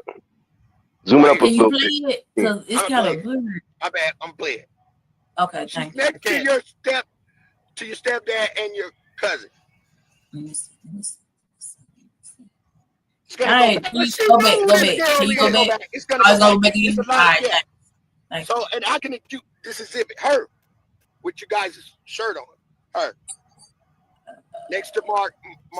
Next to so that's two. Her and the cousin, the boy. That's two. The girl with all the black stuff. Yeah, the one that's kind of behind Maurice to the right. Maurice, so that would be three people. That would be three people in back of the store. And that's what you was even trying to point out as we was doing that live with Raven. You was trying to point her out, but as you see, she was kind of ducking behind Marcus at that point. So it's kind of hard to see her, but we do see that she had they shirt on, but it was a black shirt. It's like, well, who is that person? Basically, we was pretty much asking, who was every person on the scene and what were they doing and why, you know, what was going on at that time. So that's what we was asking, because there's a lot of people on the scene, but only one girl ran out from the front. And you know, and it's like, what were the other? Because before we got our channel taken, we never got a chance to recap and do what everybody wanted us to do. So that's why everything was perfect timing to go back and break this down. Like we doing again, we going back, like I was saying, revisit it and go back on it again, because the case is up. We talking about the case again, and we got the information in these videos that we talking about. That's all respectful right there. And it's like, damn, they going on them videos again? Yep, because, you know, obviously y'all didn't get it. Like being in the class and teaching a subject, and you professor up there like, y'all obviously the 4 people we did from examining shit. Who the ones that saw the footsteps? We did. Yep. We saw everything, gang. Who saw the girl in the bushes, you know, raising up her shirt and dumping something like it seemed like in the bushes? We did. Nobody else was paying attention. Like exactly. We're gonna do it again. Now let's do it again. Let's do it again, like the movie. You know, let's do it again. So she said it right there. Look, she said that's the third one. Listen to what she just said. Okay. We didn't say it. She did. Yeah. Okay. Yeah. Okay. That's the third one. Yeah. So she has identified the girl on the far right of the picture as being a store worker. Yeah. That's number 3. So that's not the 4th girl that's on the car. That little 4 right there. That's 4. Yeah, when you count the girl on the car. So if you count her cousin, the girl in the front, that girl in the black shirt, that's 3. There was 2 in the back or 3 in the back, and then the other girl who's sitting on the car, she would be that 4th person, or either she was the 3rd person in the back of the store. Remember, there's only 1 person in front of the store. That's it. The other 3 people had to be in back of the store. And who are them people? The 3 people in back of the store? We're gonna say black shirt, her cousin, which is the guy. And then you got the girl that's sitting on the car that we talking about that's in the bushes. Had to be in the back. With the red shoes. Miss Brandy. You know, so you know, but because we weren't really making Raven that day. We interviewed her, being all honestly, we weren't asking her to drop names, but we wanted to know descriptions of the people and who they were and what their job was. So that's what it pretty much was like. Why y'all got so many workers on the scene? Or where are they at? Where are these people at? And then we did ask questions. I think we did ask about the bushes, you know, but it kind of went around that because something else came up. But we was trying to find out and pinpoint, as we doing right now, why is that girl back there that's sitting on the trunk of the car? Why was she way back in the bushes while everybody else was in the front and on the side toward the front? Why was she way back there by herself? And it seemed like she was lifting up her shirt. She was tucking under her shirt and dumping something in the bushes, it looked like. And so that same tucker, as we call it, if we want to nickname, if we want to nickname her the tucker. These other people, I don't know who the hell these people is. Well, she said she don't know who these people is. Now, at this point, she know that's that girl that's sitting on the car. And then we was calling that dude right there, that's standing right there, we was calling him Tippy Toe. He was one. He was one of the people we believed allegedly at first was one of the shooters because he got that tippy toe thing about him. When we kind of watch his footage and we watch the video, we kind of see how he stands up on his toes, kind of like that person that we spotted out. Cornelius's body movement on how his shirt shook. Well, at least that's what they say. So we kind of counted him out because of that. But for a while, we rolled with the fact that this dude got the tippy toes and he got the gestures. Like we was talking about the other day. Certain times people got certain gestures and movements they have. They can be masked up and how you say, well, we was just talking about dressed down. But you can still see things, how they do. They characteristics, how they walk, how they have a certain swag, how they may talk a certain way under their mask or anything. So that's how we had kind of allegedly accused Tippy Toe of being that other person and one of the shooters.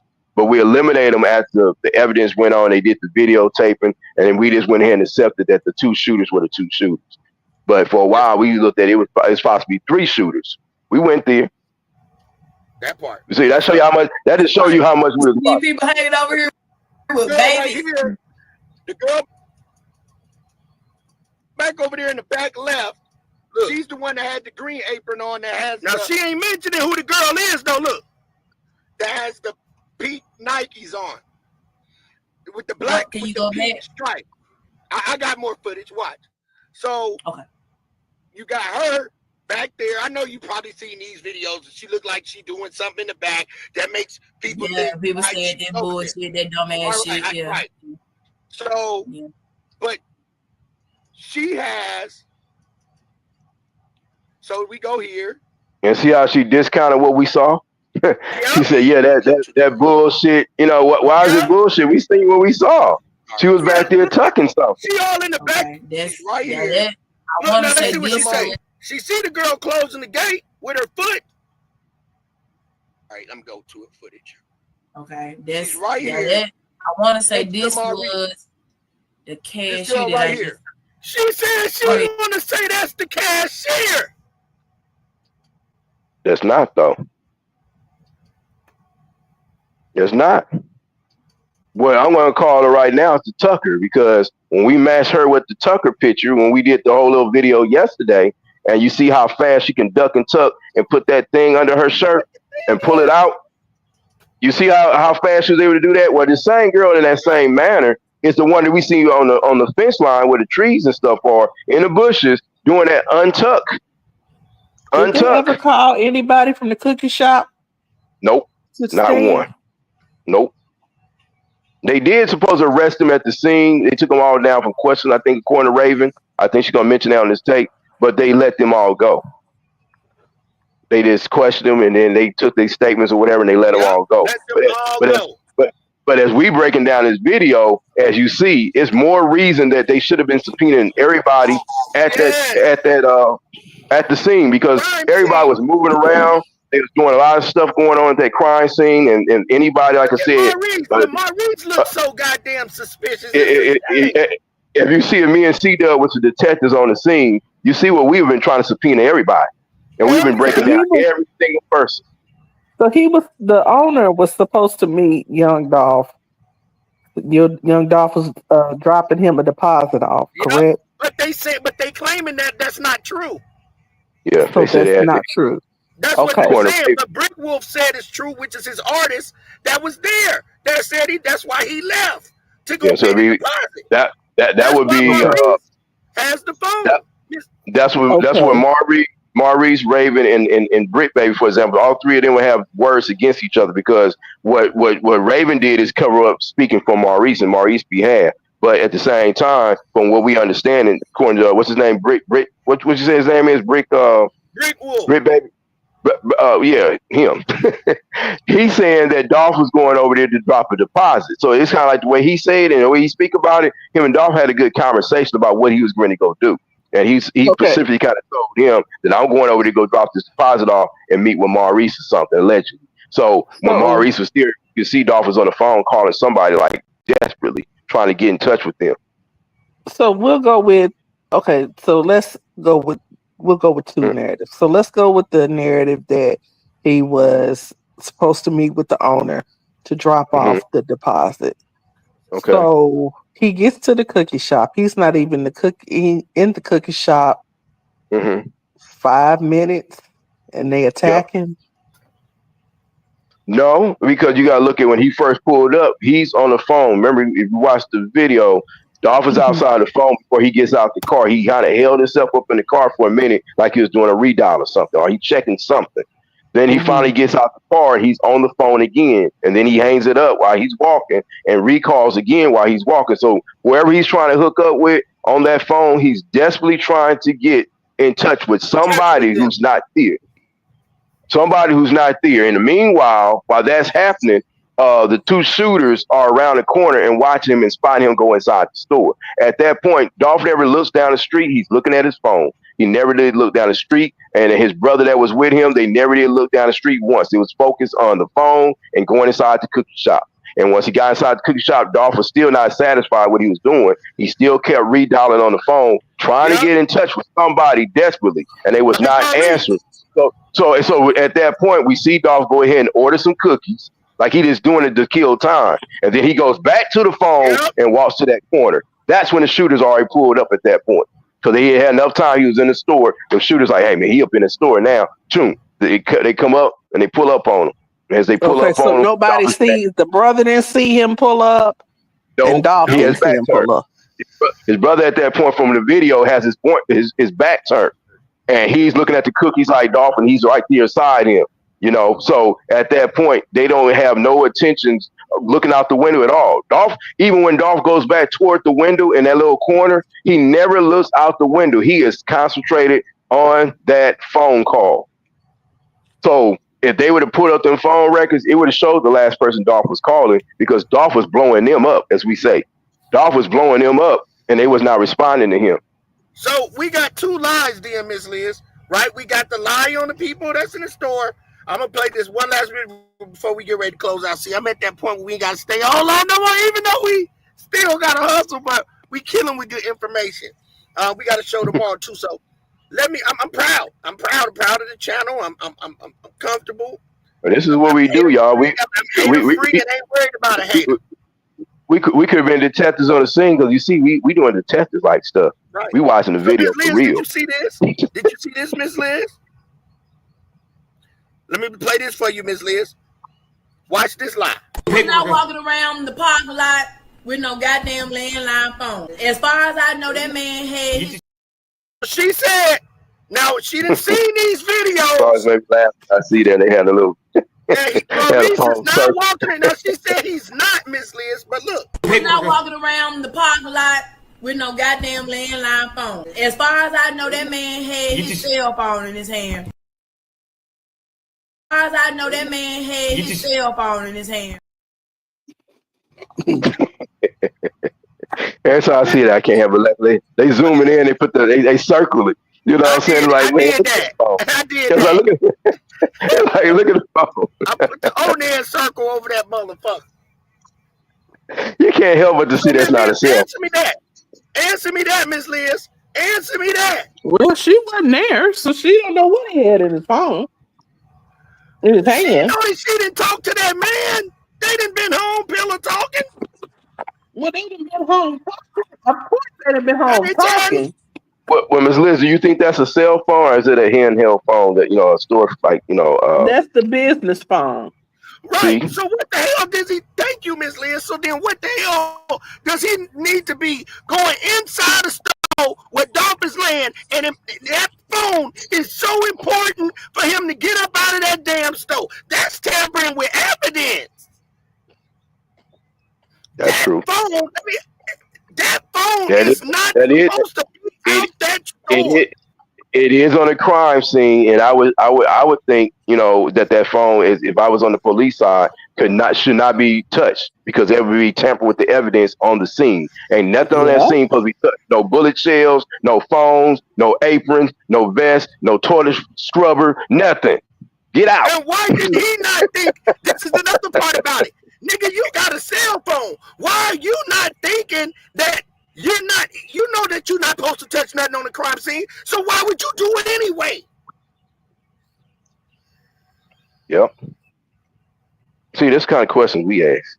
Why would you do it anyway? Why the hell would you go in there? And it's so important. You walked over a unalived body.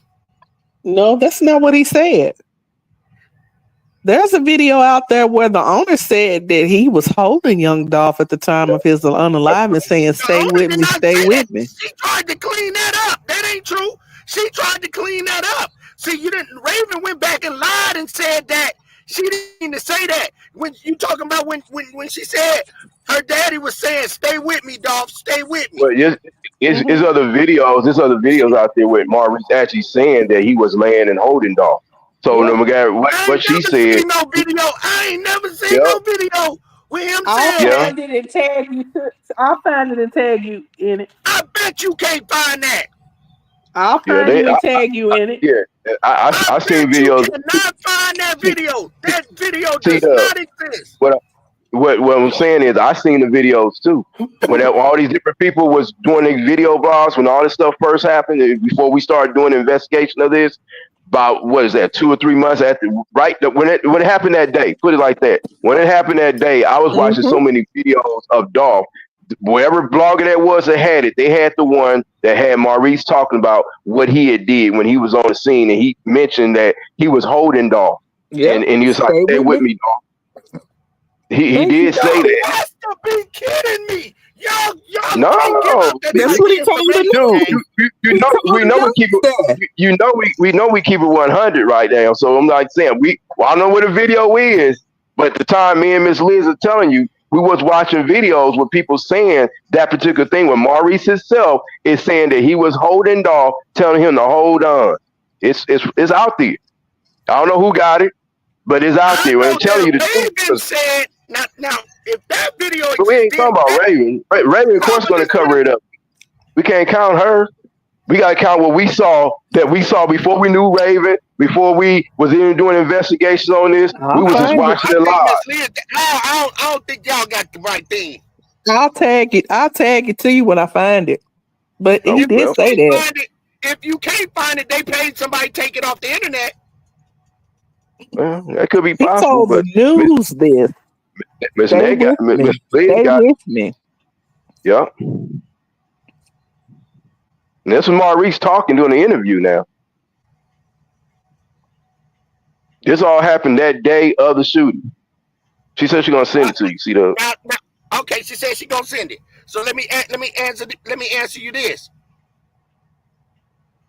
I'm just saying, since what y'all saying, I need to see that. Now, but what I'm also saying is, now Raven, now listen what I'm saying is Raven said this the original story. She lied and took that back on Boss Talk and everything. She said that's the only mistake that I made by saying, I heard people saying, stay with my dad was saying, stay with me, Dolph, stay with me, Dolph. She's saying that somebody else said it, not her daddy. We saw it directly from him saying in the interview. He was interviewed, like Miss Liz said, he was getting interviewed by the newscaster or whoever it was that had a video. He was talking to, so it had to be a newscaster. I'm pretty sure Maurice wouldn't have been just talking to a regular blogger. If that's the case, it's definitely a cover-up. If you heard a video and seen a video with the daddy saying that he held off and Raven come back and say no, and there was a whole bunch of people screaming and crying in the back, so she mistakenly heard that. And we already know that was a lie because nobody was screaming and hollering Dolph, but more like they were celebrating. We got to look at what would Raven gain by telling on her dad. You know, she going to, of course, back him up. So even though she may have not saw that video, because I'm pretty sure, like you said, some things probably slipped between the crack, and that was one particular video that Raven probably didn't see, because maybe she was probably getting interviewed at the same time he was by 2 different stations or channels. That's a possibility. But we definitely seen that video of him saying that, and he was saying during his interview that he was holding Dolph. So she made have missed that. And like you said, made a conversation. They so busy with all the other cloud and clutter that they didn't go over every detail. And that was one of the interviews that she missed. So now it's getting out there. She's like, well, I heard somebody say this and I heard somebody say that. We gotta make sure that's stamped. I'm just saying. Now, because that's even what you go in there and you still grab the house phone. I don't know why he still grabbed. I still don't know why he grabbed the phone. You can't put the 2 together with the phone, because it was like you have no business touching anything on the crime scene. So him to grab the phone, and then on top of that, in today's time, like we was joking and laughing about, Everybody uses their cell phones. A little boy, 5-year-old kindergarten got a cell phone in his pocket. Who don't have a cell phone almost now? So by him not having maybe a cell phone owner could have been in the car. Why do you just go back to the car? Right. Why would you pick up the business phone? Probably because Dolph called that business phone. But even if they did, it's kind of like, well, he called it for what? I mean, they checking so hard on the business phone. Why? But why didn't they check on everybody's individual phone? See, they worry about the wrong thing again. If everybody concentrating on the business phone, that business phone supposed to ring off the hook for business. So at the end of the day, if Dolph called it, okay, well, he called the business phone. That's what he's supposed to do. But now if you get anybody's personal individual phone, such as Dolph number one, who is Dolph calling so concentrated and heavy about? That's what they should be focusing on. As a detective, that's what I'll be worried about. Who is Dolph calling? Because this dude was on that phone. Man, he was his concentration was all off. His game, his mind, everything was off because he was sitting on that phone. It was something he came in for sure. And now we going backwards. He came there to pay them money. So he wanted to get in touch with this dude. If Dolph called that store phone, they could have prepared the hit.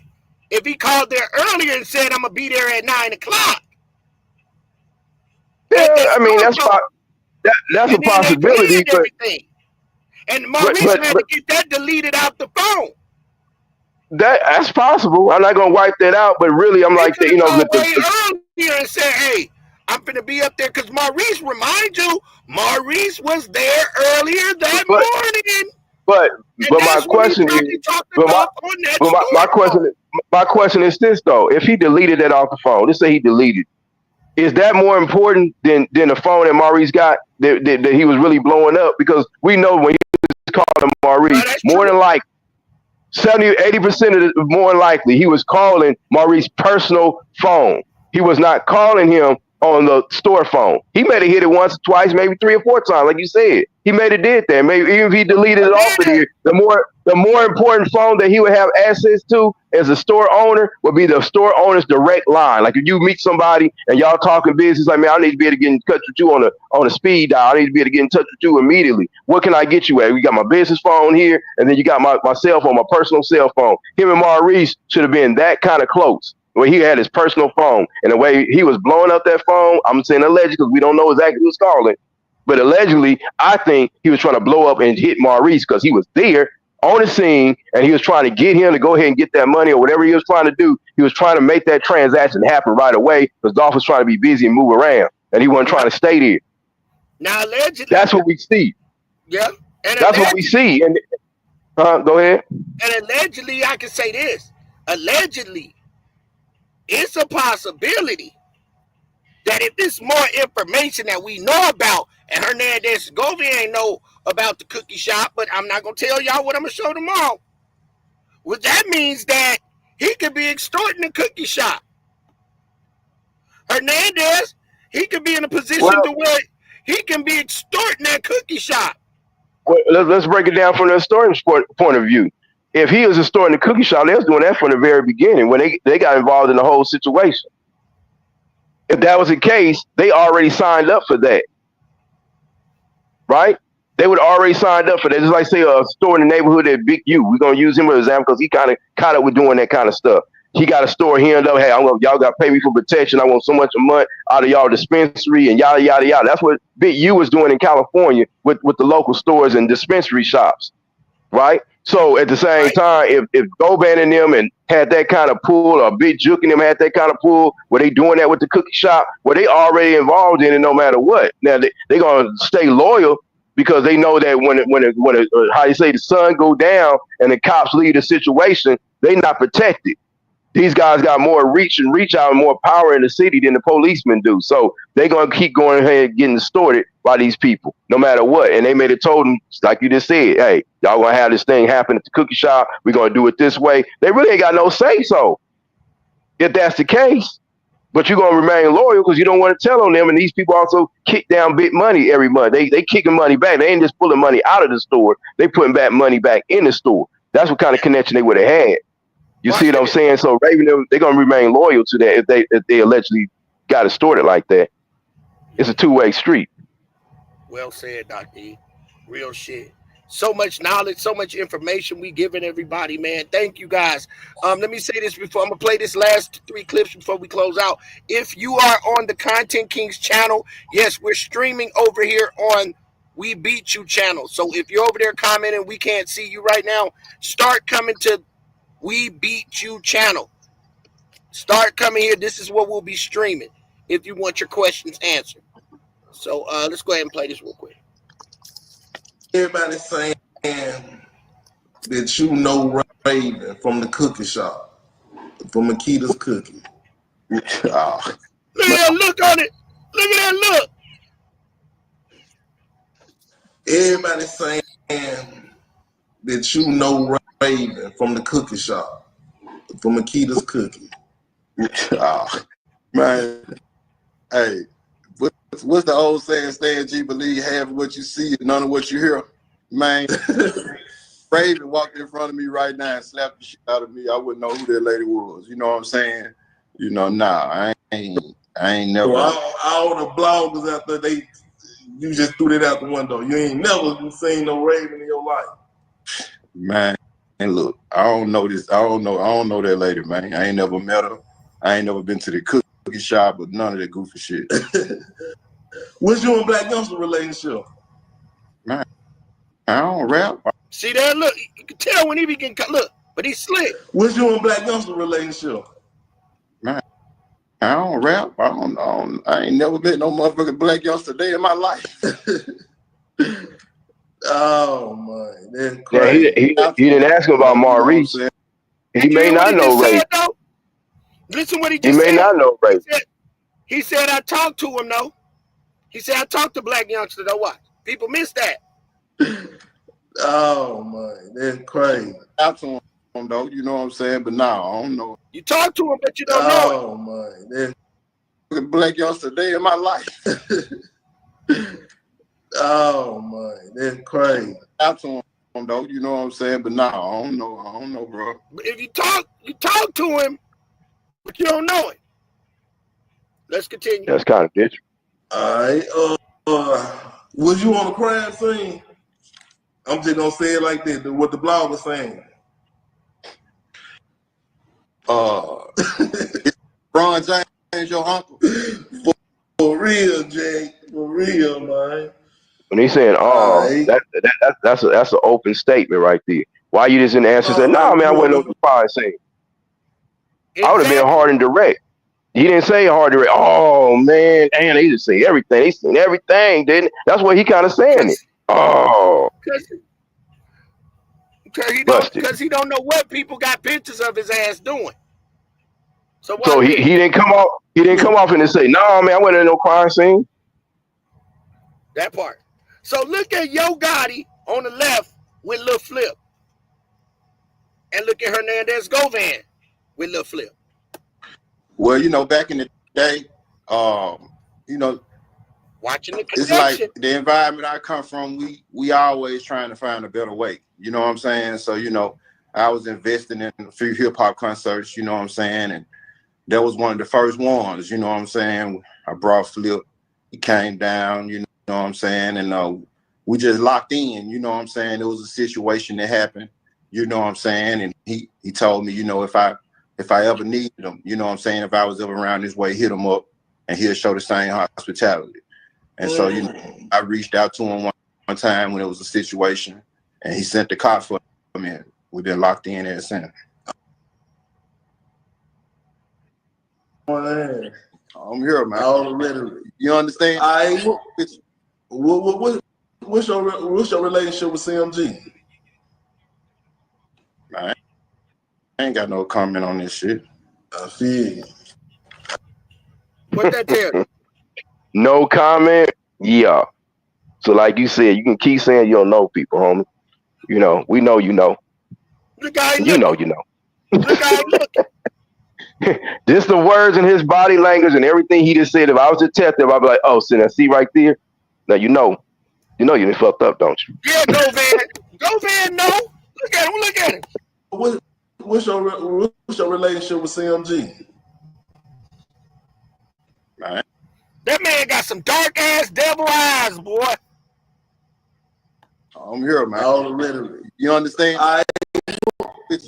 What's your relationship with CMG? That come from dark secrets.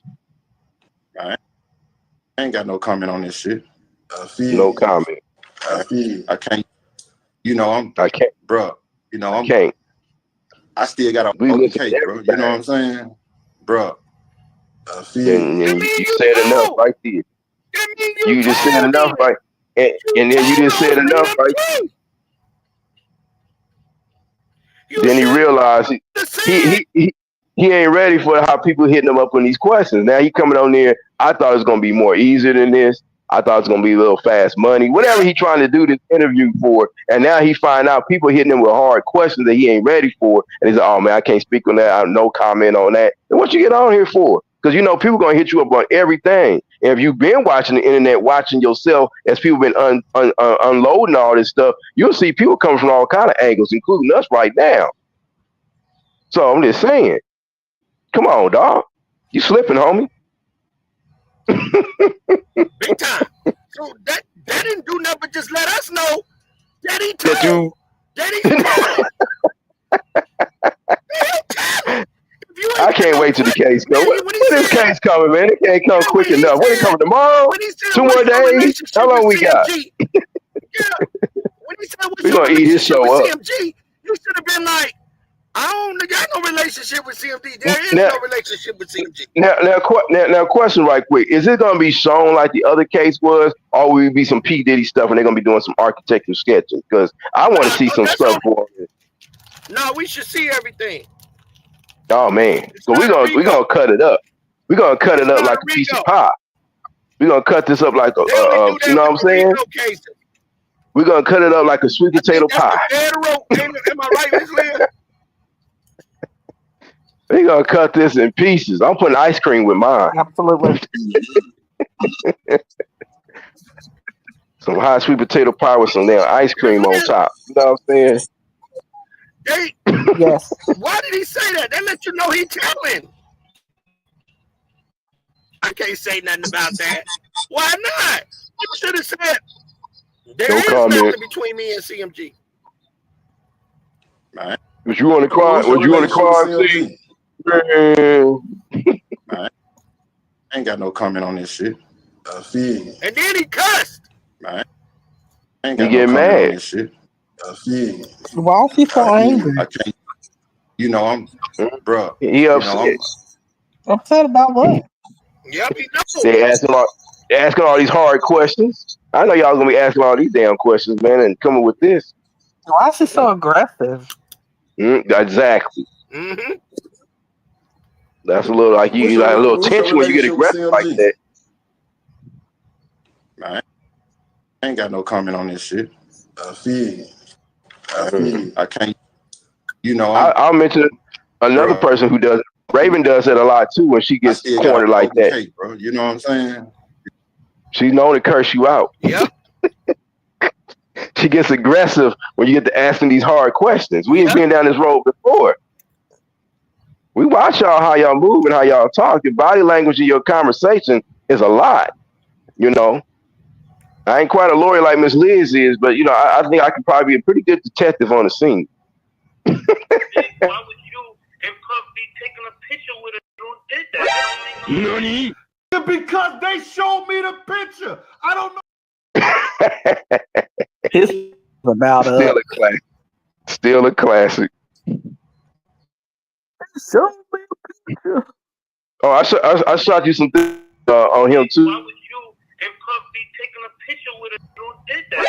Nani? Because they showed me the picture. I don't know who took the picture. FBI, CIA took the picture. You know, shit from 92 at the Freaknik, at the Econo Lodge. You know, he was there. He was there. Econo Lodge. Oh, man, she took it there. Dang. He could KFC remember. parking lot. Church's parking lot. They took the picture. Magic City. He was there. Blue Flame. He can remember.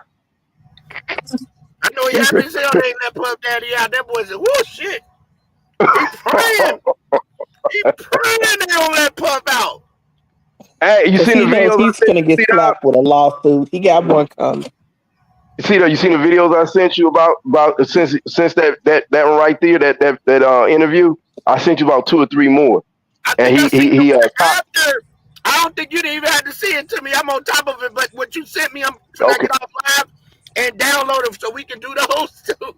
We gonna because he right. I'm saying he got some bad talk on those videos. So the little right there, he kind of like Miss Liz is saying, he kind of trying to cover his tracks, and at the same time, he letting people know that he not really afraid of anything. So I'm just putting it out there with how he said it. But at the end of the day, yeah, he gonna get some lawsuits though. He may not get hit in the physical, but he may get some lawsuits and get caught up and sued for some things. And when that book money come out, it may not be all his money.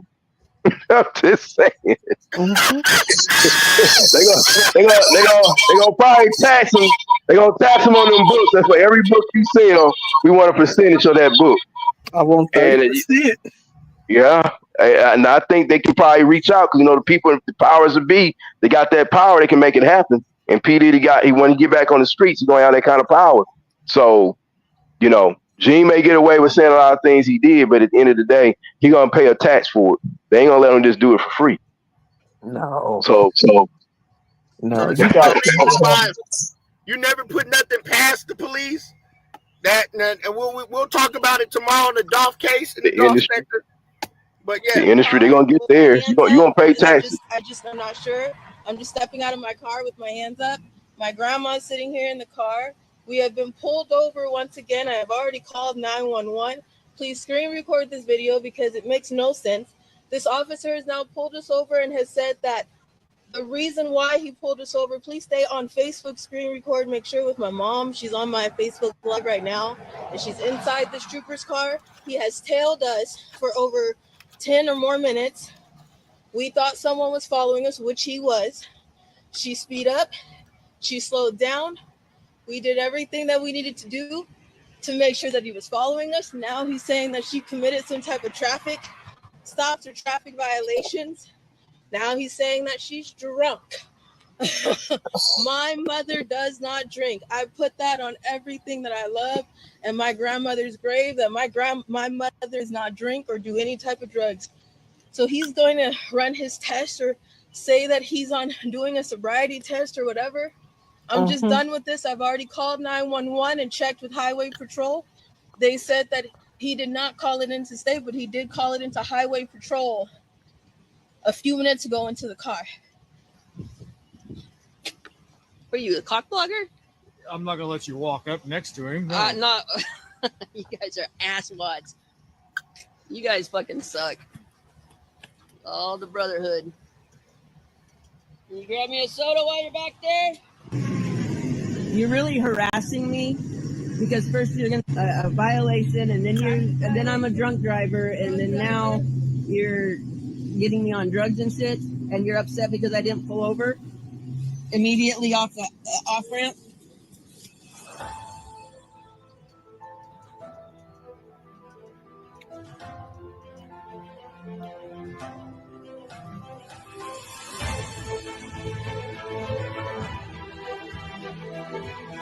What do my notes have to do with the drug stop or an alcohol stop or anything Why else? they sent to the car? Why they got the ball back? Nosy ass. What does that have to do with anything? You're looking for what? What are you looking for? Permission to search the car? Nope, look.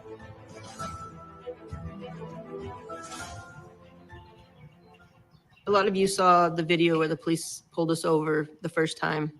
It was late at night. We turned the live cameras on, and then you saw us get really belligerent with the police. They searched our car. They pulled everything out. What you don't understand is there's so many more things that go on for survivors. Weeks prior to that, one of Allie's handlers had bought onto her contract. That means that they paid money for each one of those police officers to pull us over the way they did.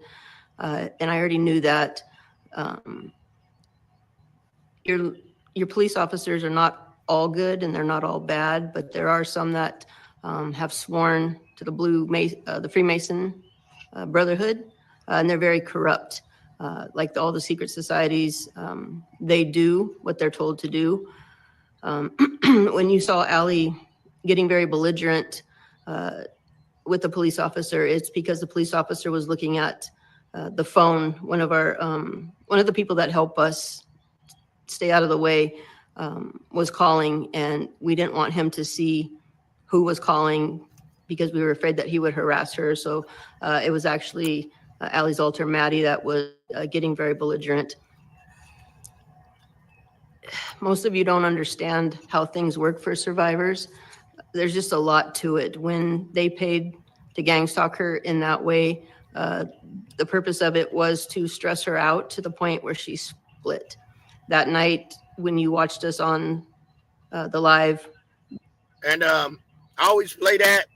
I got some more stuff to play. Everything is building and it keys in, but I played that because it always reminds me of when I was speaking about the Tyreek Nichols case, and when they tried to frustrate him to make him run. They made him run on purpose. They stressed him out, like she's saying. So when she said that, I thought about it. So just letting you know how a lot of these officers are paid off. A lot of that has to do with the Dolph scene. I believe a lot of that went on. I believe that's why the Scorpion unit walked free. It's a lot of crooked stuff going on in Memphis, and yeah, I want to add that. Keep it under. I want to add that real quick. I want to add that real quick when she said about the Freemasonry, right quick. For all the fraternities, sororities, and the Masons and the Eastern Stars and all these different groups, understand there's different chapters under each one, and understand each chapter is not ran the same, and understand lastly it's subgroups within them chapters that sometimes do dirty and crooked stuff. So that's not to say that all societies are bad because somebody pins it and say Freemason, because they Freemason, it's a million Freemasons. Yeah, when she speaks Freemasons, she's not talking about every single Masons, because all of them don't worship the same thing. They all don't believe in the same thing. They got subgroups within these groups. So say you got 5 bad guys and 5 bad apples, that ain't got nothing to do with the rest of the chapter. And I speak for that for sororities, fraternities, and all that other stuff, because people will get that and run with it and say all Freemasons are bad, all Prince Hall Masons are bad, all Deltas are bad, all Sigmas are bad, whatever the case may be. And that's not true. So I want to make sure people don't take that and run with it, because a lot of things what people allegedly think too, that every sorority and fraternity or all this different secret society, that they worship the devil. And that's not true either. And that's not true. Just putting that. Anything That's you want to add definitely before not we get true. ready to close out? That's not true. I know why I joined. I know why I pledged. So that wasn't because of that. That part. And that's why I want to, put that disclaimer out there, because people are run with that, like all the sororities and all the fraternities, they part of the devil, and that's not what it is. It's not what it is. It's not. Not You always got bad apples and people, like you said, different chapters of all type of stuff, just like Morris Simon, So, the Black Peace Stones, they transferred and took a lot of the knowledge from the Moors and used that for literature with the gang. Yeah, for clarification, and clarification of that too, Ku Klux Klan, understand, was a fraternity too. That was like we talking about, they used Greek letters, and then yet they was doing all this, racial stuff and satanic stuff and like a terrorist group. That's how that fraternity started out, and that's what they do. But everybody can be grouped to what they are. So in other words, if you were on the other side of that, you were Alpha, like Martin Luther King was. Alphas didn't have nothing to do with the Ku Klux Klan, even though they both got Greek letters. You feel what I'm saying? So they would take that and run with that narrative. Like all of them are, secret societies. They may be true about the secret society part, but they have 2 different purposes and 2 different kinds of classes of membership. And one particular group is a racist group, and the other one is not. So I'm just saying, just putting that out there. Boy, you can come over here and get educated. Come over here and get you some education. God damn it. I love this channel. I love my gang. Thank you guys for coming in, y'all. Make sure y'all tap in tomorrow. Again, if you're over on Content King's channel, make sure you start tapping in, coming over to this channel. beat you. We do be streaming from over here. We'll be streaming to both until we get the crowd and most people back over here onto this channel. But we want to thank everybody that tune into the Dolph Sector. I want to give a special shouts out to Stan G. Thank you for coming on yesterday. Shouts out to Talk with Tamara, True Results, Justice for Dolph, Young Dolph Unsolved, ATV, everybody in this Young Dolph sector that is actually looking for justice for Dolph. So we want to thank y'all, all our new subscribers, everybody that's finding the channel. Thank you guys for tuning in. Make sure y'all keep on coming over here and just checking us out, man. We're going to grow this channel. I want to say peace and love. Happy Sunday to everybody. May God bless you. Remember, keep your head up. Stay prayed up. And put God first before anything. It's your boy C-Dub. I ain't said a word. You know what I'm saying. Mrs. Liz came through. Dr. E, like we always do. All Thank right. you guys through.